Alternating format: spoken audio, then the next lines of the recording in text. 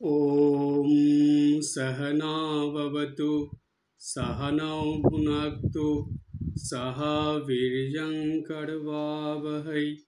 तेजस्विनावधीतमस्तु मा विद्विषावहै। ॐ शान्ति शान्ति शान्तिः। हरिः ॐ।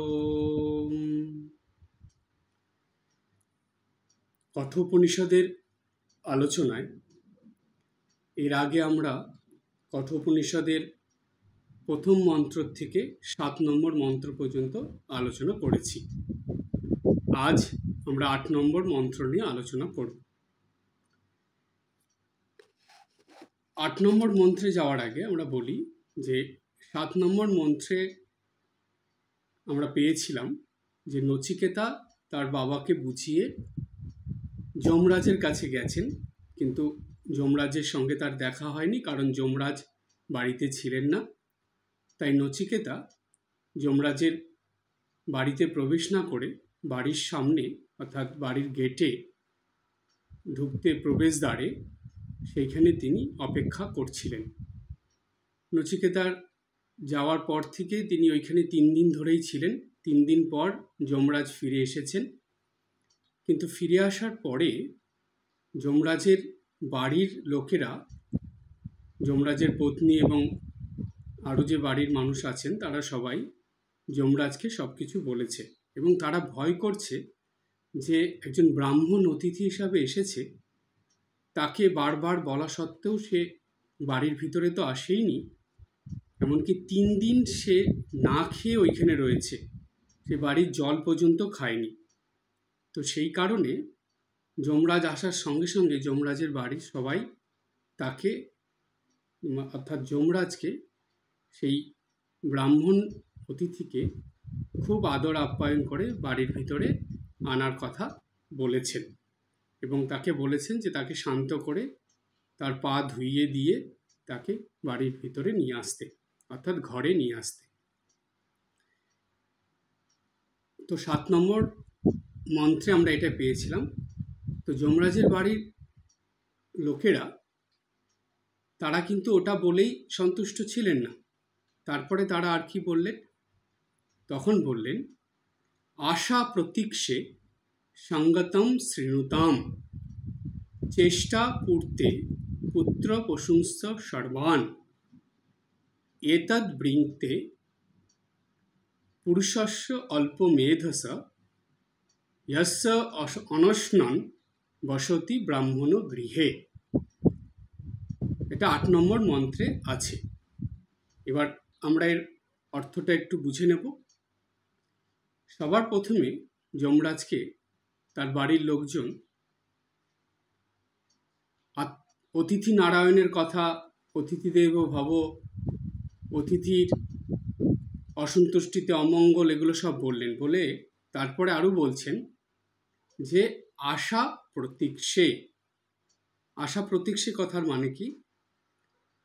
আশা মানে হলো শাস্ত্রগত অর্থ যে যেই জিনিসটা পাওয়া যায়নি, অর্থাৎ অপরিচিত কোনো একটা জিনিস, বা আমি জেনেছি এই জিনিসটা আছে কিন্তু সেটা এখনো আমি পাইনি, সেইটাকে লাভ করার যে ইচ্ছা, সেটা হলো আশা। আর এবার প্রতীক্ষা মানে কি? প্রতীক্ষা কথার অর্থ হলো যে আমি জিনিসটাকে জানি, বা যেটা আমি চাইছি, যেই বস্তুটা, সেটার সঙ্গে আমি পরিচিত, সেটা পাওয়ার জন্য প্রার্থনা করছি, সেটা আমি পাবো জানি, কিন্তু এখনো আমার কাছে এসে পৌঁছায়নি। সেটা পাওয়ার জন্য যে অপেক্ষা, সেটাকে বলে প্রতীক্ষা। তাহলে আশা এবং প্রতীক্ষা এই দুটো আমরা বুঝলাম। সেই জন্য সবার প্রথমে বলল আশা প্রতীক্ষে। তারপরে বলছে সঙ্গতম শৃণুতাম। সঙ্গতম মানে এখানে হলো সাধু সঙ্গ বা ভালো সঙ্গ, সৎসঙ্গ। এই সৎসঙ্গ সাধুসঙ্গ বোঝাতেই বলছে সঙ্গতম। তারপরে বলছি শৃণুতাম। শৃণুতাম কথার মানে হলো আমরা যা কিছু ভালো কিছু শুনি, মঙ্গলজনক কিছু, সেইগুলো শোনা, যেমন সাধুবাক্য শোনা, গুরুদেবের কথা শোনা, কোনো মহাপুরুষদের কথা শোনা, গীতা ভাগবতের আলোচনা শোনা, এগুলো সব শ্রবণ মঙ্গলম। তো ভালো কিছু শোনা বলতে বোঝায় শৃণুতাম। তারপরে বলছে চেষ্টা পূর্তে। এখানে কথাটা হবে চ ইষ্ট, চেষ্টা আছে তো, চ ইষ্টা পূর্তে। চ মানে এবং, ইষ্টা কথার মানে হলো, ইষ্টা পূর্তে মানে, যেমন ইষ্টা মানে হলো যাগ যজ্ঞ হোম এগুলো করে যে পুণ্য ফল পাওয়া যায়, সেটাকে ইষ্টা বোঝায়। ইষ্টের জন্য, ভগবানের উদ্দেশ্যে যাগ যজ্ঞ হোম এগুলো করলে অনেক পুণ্য ফল অর্জন হয়। এটা হলো এটা হলো ইষ্টা, চ ইষ্টা। এবং ইষ্টা মানে এই যাগ যজ্ঞ পূজা হোম করে যে পুণ্য ফল সেটা। আর পূর্তে কথার মানে হলো পয় দীক্ষু তয়কার। পূর্তে মানে এই কূপ মানে কুয়া, এছাড়া গাছ লাগানো, তারপরে এই 5-10 জন মানুষের উপকারের জন্য কিছু করে দেওয়া, একটা টিউবওয়েল বা কল খনন মানে বসিয়ে দেওয়া, এই যে কাজগুলো 10 জনের উপকারের জন্য, এর জন্য অনেক পুণ্যফল লাভ হয়। তো এই দুটো জিনিস বোঝাতে বলছে ইষ্টা পূর্তে। তারপরে বলল পুত্র পশুং চ। পুত্র মানে সন্তান, এখানে পশুং চ মানে পশু বলতে এখানে গো বোঝাচ্ছে। তো যেমন গোধন দান করলে খুব পুণ্য হয়, আবার গরু বাড়িতে থেকে খুব আদর যত্ন করলে, সেবা করলে, গোমাতার সেবা, তাতেও পুণ্য হয়। তো এগুলো তারপরে বলছে সর্বান, এই সমস্ত। এতদ বৃংতে। এতদ মানে এই সকল, বৃংতে মানে নষ্ট হয়ে যায়, বিনাশপ্রাপ্ত হয়, ধীরে ধীরে ক্ষয় হয়ে যায়, বা ধীরে ধীরে ক্ষতির দিকে যায়। তারপরে বলল পুরুষস্য অল্প মেধস। পুরুষস্য মানে মনুষ্যগণ। এখানে পুরুষ মানে শুধু পুরুষ মানুষ এমন নয়, এই পুরুষস্য কথার মানে হলো মনুষ্যগণ। তারপরে বলছে অল্প মেধস। অল্প মানে হলো কম, মেধস মানে বুদ্ধি। কম বুদ্ধি পুরুষ বা মনুষ্যগণ যারা, তাদের কি বলছে যস্য অনস্নন। যস্য মানে যার, অনস্নন মানে অভুক্ত থাকা, অনস্নন মানে অভুক্ত, বসতি বাস করে ব্রাহ্মণ গৃহে। ব্রাহ্মণ মানে ব্রাহ্মণ, গৃহে মানে আলয়ে বা ঘরে। তাহলে সম্পূর্ণ অর্থটা কি হলো? খুব সুন্দর এখানে বলছে, দেখুন এই মন্ত্রটায়, যে যাহার গৃহে ব্রাহ্মণ অনাহারে বাস করে, সেই অল্পবুদ্ধি মনুষ্যের আশা প্রতীক্ষা, সাধুসঙ্গের ফল, প্রিয়বাক্য শ্রবণের ফল, বা প্রিয়বাক্য প্রয়োগের বা বলার ফল, যাগযজ্ঞ হইতে উৎপন্ন ফল, সাধারণ মানুষের জন্য কূপ, গাছ ইত্যাদি দান করার ফল, পুত্র এবং পশু এই সমস্ত অতিথির উপবাসের ফলে নষ্ট হয়ে যায় বা বিনষ্ট হয়। খুব গুরুত্বপূর্ণ কথা। এখন আমরা এটার ব্যাখ্যার মধ্যে আসব। এই যে নচিকেতা, সে তো ব্রাহ্মণ ছিল। তো নচিকেতা ব্রাহ্মণ হয়ে ওইখানে অপেক্ষা করছিল বলে এখানে ব্রাহ্মণের কথাই বলা হলো এই মন্ত্রটার মধ্যে। কিন্তু এটা শুধু ব্রাহ্মণ অর্থে বুঝলে হবে না, এটা সমস্ত মানুষের অর্থেই বুঝতে হবে। সে অতিথি নারায়ণ, সে যেই জাতিরই হোক না কেন, ব্রাহ্মণ ক্ষত্রিয় বৈশ্য শূদ্র যাই হোক, বাড়িতে অতিথি আসলো মানে তার মধ্যে আমাকে ওই নারায়ণকেই দেখতে হবে। সকল অতিথিকে একই রকমভাবে আদর যত্ন করতে হবে। এটাই শাস্ত্রের বিধান, এটাই বেদে বলা আছে যে অতিথি দেবো ভাব। অতিথিদেরকে ভগবানের মতন বা ঈশ্বরের মতন বা দেবতার মতন তাদেরকে আদর যত্ন করতে হবে। এইবার এখানে বলল যে ব্রাহ্মণেরকে গৃহে নেওয়া যাওয়া বা অতিথিদের ঘরে রাখলে বা অতিথিদের ভালোভাবে আদর যত্ন করলে সেই গৃহীরা ধন্য হয়ে যায়। আর তার সঙ্গে এটাও বলা আছে আমাদের শাস্ত্রে যে যদি গৃহে আসা অতিথির অবমাননা হয়, অবহেলা হয়, তাহলে সেই অতিথির মনে যে দুঃখ, কষ্ট, বেদনা হয়, সেই অতিথি যে মনোকষ্ট পায়, তার ফলশ্রুতি হিসাবে সেই গৃহস্থের সকল পুণ্যফল ধীরে ধীরে নষ্ট হয়ে যায়। এটা জানেন,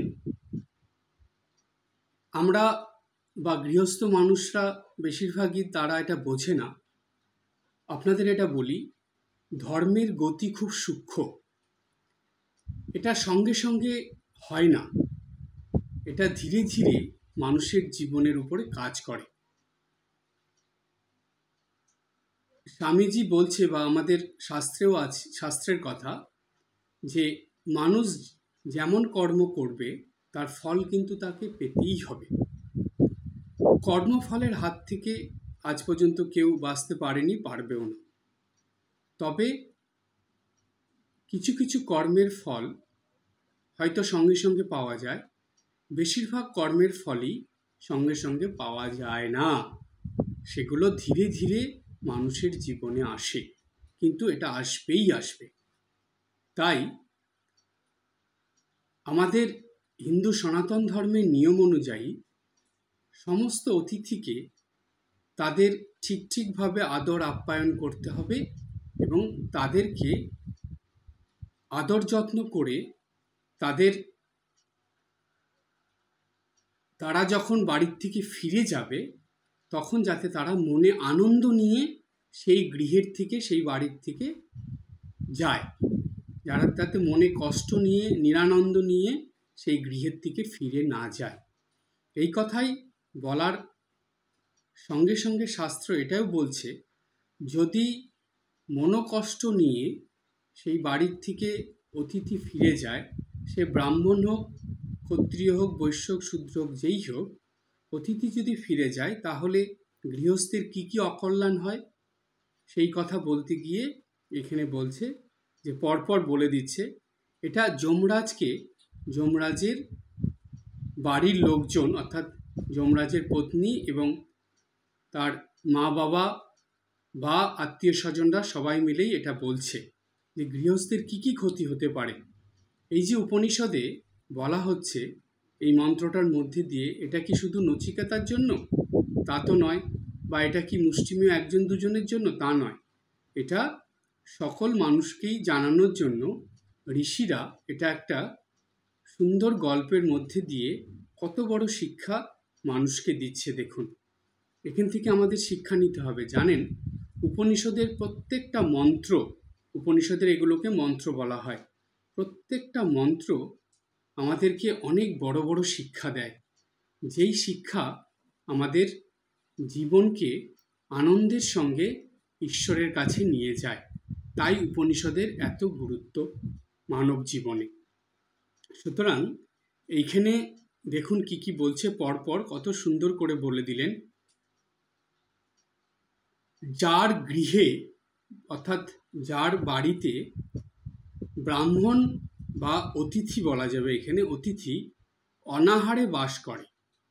অনাহারে বলতে এখানে একদম না খেয়ে থাকবে, উপোস, সেটা যেমন আছে, তার সঙ্গে এটাও আছে যে ঠিক মতন তাদের খাবার দেওয়া হচ্ছে না বা ঠিক মতন তাদের খাবার তারা পাচ্ছে না, এটাও এখানে বুঝতে হবে। তা অনাহারে বাস করেন সেই অল্প বুদ্ধি মানুষের, সেই অল্প বুদ্ধি মানে তাদের ঠিক ঠিক জ্ঞান হয়নি, তারা শাস্ত্রের কথা জানে না, শাস্ত্রবাক্য তারা বোঝে না, তাই তাদেরকে অল্প বুদ্ধি বলা হচ্ছে। সেই অল্প বুদ্ধি মানুষের আশা, এই আশা মানে কি বলেছিলাম, যে অপরিচিত বস্তু প্রাপ্তির যে বাসনা সেটা, এবং প্রতীক্ষা মানে হলো যেটা পরিচিত বস্তু প্রাপ্তির ইচ্ছা, এই দুটোই কি হয়, নষ্ট হয়ে যায়। তার সঙ্গে আরও কি কি নষ্ট হয় বলছে, তার সঙ্গে সাধু সঙ্গের ফল, অর্থাৎ তারা যে দীক্ষা নিয়েছে গুরুদেবের কাছ থেকে, গুরুদেবের সঙ্গ করেছে, গুরুদেবের কথা শুনেছে, তাতে তাদের অনেক পুণ্য অর্জন হয়েছে, অনেক মহারাজদের কথা শুনছে, মহারাজদের সঙ্গ করছে, আশ্রমে যাওয়া, তারপরে এইরকম সাধু পুরুষদের বা ভালো মানুষদের কথা শোনা, এগুলো করে তাদের অনেক মঙ্গল হচ্ছে বা অনেক পুণ্য অর্জন হচ্ছে, সেগুলোও ধীরে ধীরে নষ্ট হয়ে যায়। তারপরে বলল প্রিয় বাক্য প্রয়োগের ফল বা প্রিয় বাক্য শ্রবণের ফল। ভালো কথা শুনলে শ্রবণ মঙ্গলম, তার মঙ্গল হয়, ভালো হয়, পুণ্য হয়। আবার ভালো কথা বললেও তার ভালো হয়, মঙ্গল হয়, পুণ্য হয়। এই ভালো কথা বলতে গিয়ে আমাদের জগৎজননী শ্রীমা সারদা দেবী কি সুন্দর বলেছিলেন যে মিষ্টি কথা বল, মিষ্টি করে বল। অর্থাৎ মা এখানে উপনিষদের কথাটাই তুলে ধরলেন। কেন ভালো কথা বললে, ভালোভাবে কথা বললে তার পুণ্য হয়, তার ভালো হয়, তার মঙ্গল হয়, এবং এর উল্টোটা যে করবে তাদের কিন্তু ঠিক উল্টো ফল প্রাপ্ত হবে, তাদের অমঙ্গল হবে, তাদের ভালো হবে না। তাই মা এই কথা তার সকল সন্তানদের জন্য, এই জগৎবাসী সবার জন্য বলে গেলেন যে মিষ্টি করে কথা বলতে, অর্থাৎ ভালো করে কথা বলতে এবং মিষ্টি কথা বলতে, ভালো কথা বলতে। এটাই এই কথাটার অর্থ, যে প্রিয় বাক্য প্রয়োগের ফল। এই ভালোভাবে কথা বললে তার একটা পুণ্য ফল অর্জন হয়। তারপরে বলল যে যাগ যজ্ঞ হোম পূজা এসব করলে তার থেকেও পুণ্যফল প্রাপ্ত হয়। সেই পুণ্যফল মানুষের জীবনকে ক্রমাগত ভালোর দিকে নিয়ে যায়, উন্নতির দিকে নিয়ে যায়।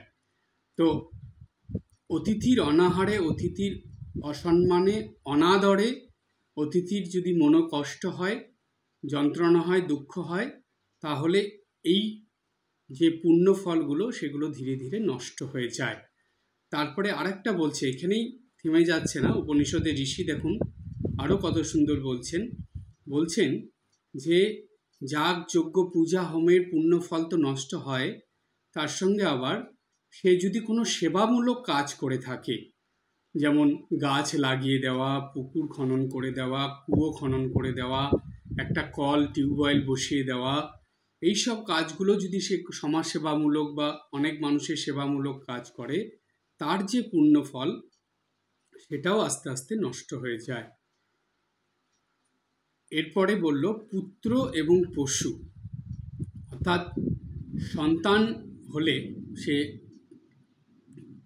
সন্তান যদি তাকে ঠিকভাবে শিক্ষা দিয়ে সন্তানকে মানুষ করা যায়, সন্তান যদি মানুষের মতন মানুষ হয়, আদর্শ মানুষ হয়ে ওঠে, সেই ঠিক ঠিক শিক্ষা দিলে তাতেও পুণ্যফল অর্জন হয়, এটাও শাস্ত্র বলছে। এবং পশুর কথা বলছে যে বাড়িতে গৃহপালিত পশু পাখিদের বা পরিবেশে যেসব পশু পাখিরা থাকে তাদেরকে আদর যত্ন করলে, তাদেরকে দেখলে ভালো করে দেখাশোনা করলে, তাদের দিকে দৃষ্টি রাখলে, এবং গোদান অর্থাৎ গরু ব্রাহ্মণকে বা কোনো মানুষকে দান করলে এইসবের জন্য অনেক পুণ্যফল অর্জন হয়। বলছে এগুলোও নষ্ট হয়ে যায়। তার ফলে কি হয়, এখানে বলে দিল যে এগুলো পরপর যত রকম পুণ্যফল থাকে সেগুলো ধীরে ধীরে ধীরে ধীরে সব নষ্ট হয়ে যায়। শাস্ত্রের এই বিধান কেন, আমাদের মনে একটা প্রশ্ন আসে যে আচ্ছা, একটা অতিথি যদি মনোকষ্ট পায়, দুঃখ পায়, তার যদি ঠিকভাবে আদর যত্ন না হয়, তাহলে এত কিছু মানে এত রকম ক্ষতি হয় মানুষের। কেন হয়? এই প্রশ্নের উত্তরটা আমরা এখন জেনে নেব। তো এই প্রশ্নের উত্তরটা পেতে হলে আমাদেরকে মনোবিদ্যার কথা বুঝতে হবে।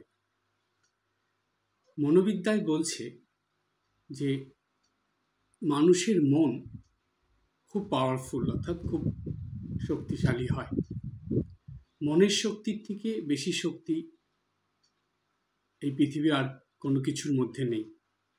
সেই জন্য স্বামীজি বারবার এই মনের শক্তির বৃদ্ধির কথা বলেছেন।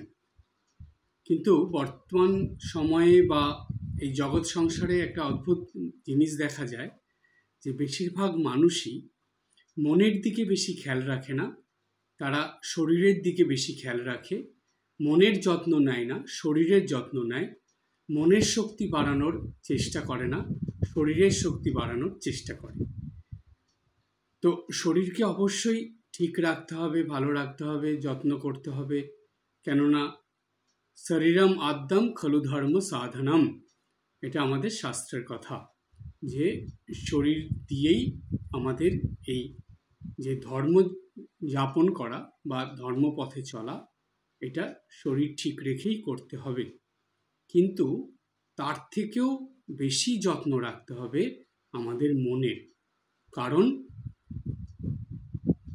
সব কিছুই মনের থেকে হয়। মানুষ জন্মের পর থেকে মৃত্যু পর্যন্ত যা যা করে সব কিছু তার মনের দ্বারাই নিয়ন্ত্রিত হয়। তাই একটা কথা বলা হয় যে মানুষের মনে আসেনি, বাইরে সেটা প্রকাশিত হয়েছে, এরকম কখনো হয় না। মনের ভিতরে প্রথমে আসে, তারপরে সেটা বাইরে প্রকাশিত হয়। সেটা কথাই হোক আর যেটাই হোক না কেন, সেটা ভিতর থেকে বাইরে আসে, অর্থাৎ মন থেকে সেটা বাইরে প্রকাশিত হয়। সবার আগে মনের ভিতরে সেটা হয়। তাই বলা হয় যে দেখবেন একটা অদ্ভুত জিনিস, মানুষ দুবার করে কথা বলে। একবার মনের ভিতরে সেই কথাটা তার চলে, তারপরে সেটা শব্দের আকারে মুখ দিয়ে বাইরে প্রকাশিত হয়ে আসে। তাই মনের থেকেই সব কিছুর সৃষ্টি হচ্ছে, মানে মানুষের জীবনের। তো সেই কারণেই ভগবান শ্রীরামকৃষ্ণদেব যুগাবতার, তিনি বলে দিলেন মনের কথা। তিনি মনোবিদ ছিলেন না, কিন্তু মন সম্বন্ধে কত বড় একটা কথা বলে দিলেন ঠাকুর। তিনি বললেন যে মানুষ মনেতেই বদ্ধ, মনেতেই মুক্ত।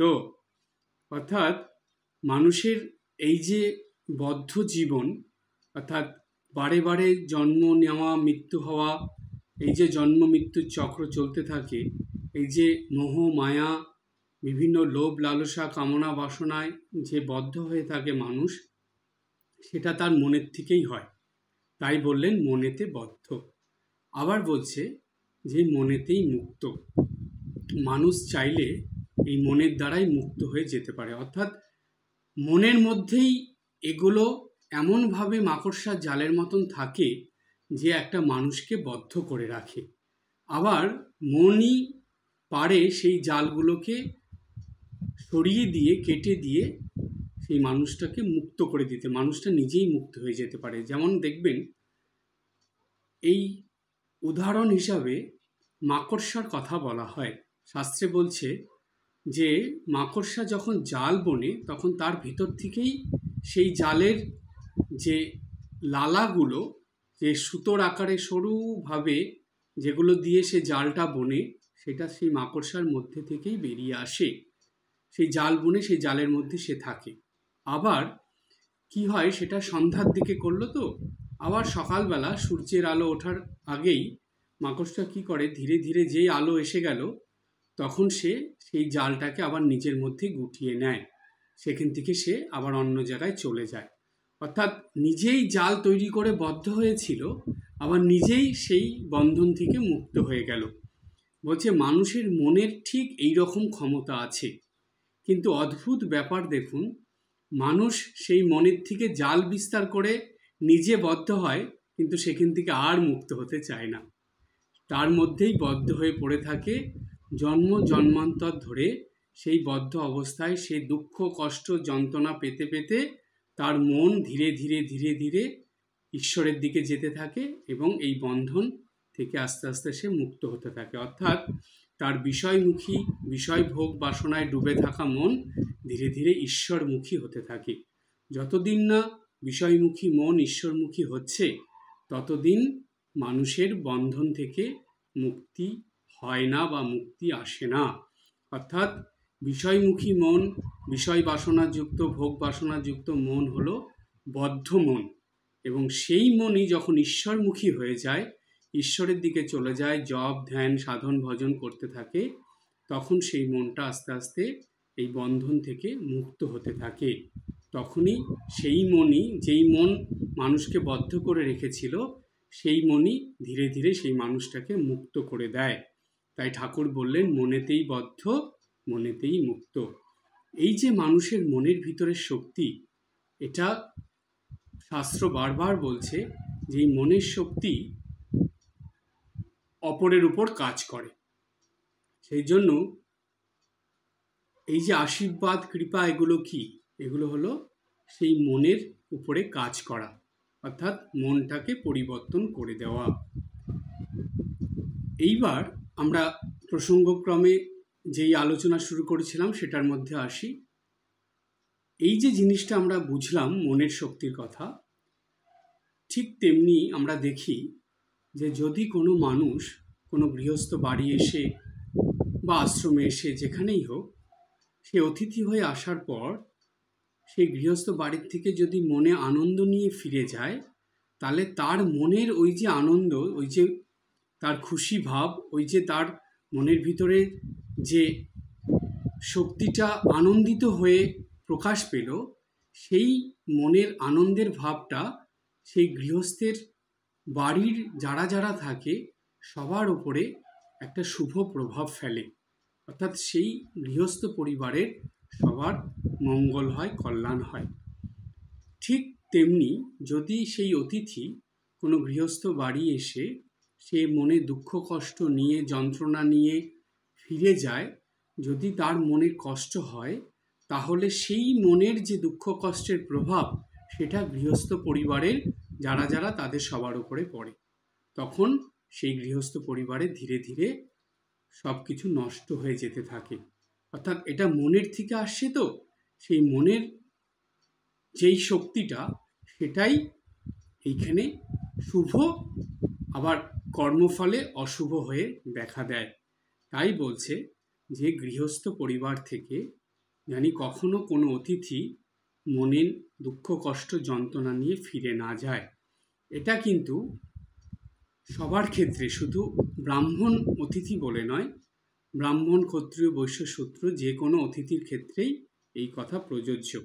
তাই আমাদের শাস্ত্রে বারবার বলছেন যে আমরা তো জানি না, যদি স্বয়ং ভগবান কোনো একজন গরিব মানুষের বেশে বা অতিথির বেশে আমাদের বাড়িতে আসে, তাহলে তাকে যদি আমরা ভুলক্রমে মনে কষ্ট দিয়ে সেই বাড়ির থেকে তাকে চলে যেতে হয় কষ্ট পেয়ে দুঃখ পেয়ে, তাহলে সেই জন্য বলা হয় যে গৃহস্থ বাড়িতে ভিখারি আসলেও তাকে কিছু না দিয়ে কখনো ফিরিয়ে দিতে নেই, কিছু দিয়ে ফিরিয়ে দিতে হয়।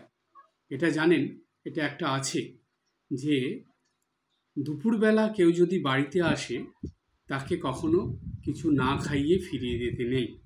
এছাড়া সকালে বিকালে যখনই ধরুন কোনো ভিখারি আসলো, তাকে কিছু না কিছু অবশ্যই দিতে হয়। তো আর একটা আছে যে বাড়িতে কেউ আসলে তাদের অন্তত একটু জল না খাইয়ে সেই গৃহস্থ বাড়ির থেকে ফিরিয়ে দিতে নেই। তো কথাটা এটাই, আমাদের শাস্ত্র কত রকমভাবে গৃহস্থ মানুষদের উপকারের কথা বলে দিচ্ছে। তাই এইখানে আমরা উপনিষদেও এটা পেলাম যে এইখানে নচিকেতা এসেছে, সে অতিথি হয়ে এসেছে, সে 3 দিন ধরে বাড়ির বাইরে রয়েছে, তার আদর যত্ন হয়নি। সেই জন্য যমরাজের বাড়ির যে মানুষজন তারা সবাই এত ভীত হয়ে গেছে, এত চিন্তায় তারা পড়েছে যে তারা ভাবছে আমাদের কি না কি ক্ষতি হয়ে যাবে। যদি এই ব্রাহ্মণ সন্তান যে এসেছে, ব্রাহ্মণ এসেছে অতিথি হয়ে, সে যদি মনে দুঃখ কষ্ট যন্ত্রণা পায়, তাহলে আমাদের যত পুণ্যকর্ম সব ধীরে ধীরে নষ্ট হয়ে যাবে। এই চিন্তায় যমরাজের পত্নী এবং তার বাবা মা, তার বাড়ির আত্মীয় স্বজন যারা যারা ছিল, সবাই যমরাজকে বলছে যে এক্ষুনি গিয়ে তাকে সন্তুষ্ট করে তার পা ধুয়ে দিয়ে তাকে খুব আদর যত্ন সহকারে এই বাড়ির ভিতরে মানে গৃহে নিয়ে আসার জন্য বারবার তার অতিথিরা অনুরোধ করছে। অর্থাৎ অতিথিকে নিয়ে আসার জন্য সেই যমরাজের বাড়ির আত্মীয় স্বজনেরা যমরাজকে অনুরোধ করছে যে আপনি যান, গিয়ে তাকে সন্তুষ্ট করে আমাদের গৃহে নিয়ে আসুন। তো এই প্রসঙ্গটা এত সুন্দরভাবে পরপর আছে যে সম্পূর্ণ কঠোপনিষদের মধ্যে দিয়ে স্বামীজি বলছেন, স্বামী বিবেকানন্দর খুব প্রিয় এই কঠোপনিষদ ছিল, তাই তিনি বারবার কঠোপনিষদ পড়তে বলতেন। তাই স্বামীজি বলছেন যে এই কঠোপনিষদ যদি কেউ ভালো করে পড়ে বা বোঝে, তাহলে তার জীবনে ক্রমাগত উন্নতি তো হবেই, এবং সে গৃহে থেকেও খুব আনন্দ সহকারে জীবনযাপন করে ঈশ্বরের কাছে পৌঁছতে পারবে।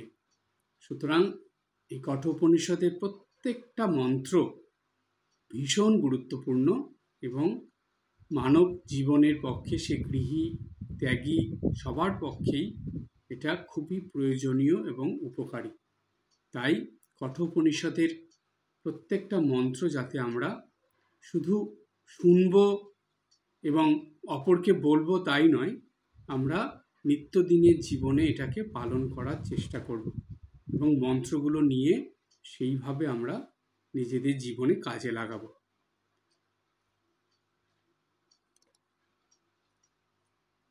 সেই সঙ্গে আমাদের সবাইকে এটা মনে রাখতে হবে একটা খুব গুরুত্বপূর্ণ বিষয়, সেটা হলো আতিথেয়তা যে যেমন তার সামর্থ্য মতন করবে, কিন্তু সে যেমনভাবে আতিথেয়তা করুক না কেন, অর্থাৎ তার সাধ্য সামর্থ্য মতন, কিন্তু সবার ক্ষেত্রেই একটা জিনিস কিন্তু কখনো ভুললে চলবে না, সেটা হলো আতিথেয়তার মধ্যে যেন আন্তরিকতা অবশ্যই থাকে। বর্তমান সময়ে কিন্তু এটার খুব অভাব। সব কিছুই থাকে, কিন্তু আন্তরিকতাটাই যেন কোথায় বাদ পড়ে যায়, আন্তরিকতাটাই যেন অভাব পড়ে যায়। তাই মেশিনের মতন আতিথেয়তা করলে হবে না, আতিথেয়তাটা অন্তর থেকে হবে। তাই আতিথেয়তায় আপনি যাই দেন না কেন, এক গ্লাস জলও যদি মানুষকে দেন, তবুও সেটা যেন আন্তরিকতার সঙ্গে দেওয়ার অভ্যাস হয় আমাদের। তাই সবাইকেই এটা সবসময় মনে রাখতে হবে যে আতিথেয়তার মধ্যে সবথেকে গুরুত্বপূর্ণ হলো আন্তরিকতা। আন্তরিকতার সঙ্গে আতিথেয়তা, সেটাই সর্ব উত্তম, অর্থাৎ সব থেকে ভালো। তাই এটাই নিয়ে যেন আমরা আতিথেয়তা সবসময় করতে পারি। আজ এই পর্যন্ত। সবাই ভালো থাকবেন, হাসি খুশি আনন্দে থাকবেন। ওম শান্তি শান্তি শান্তি। হরি ওম তৎসৎ।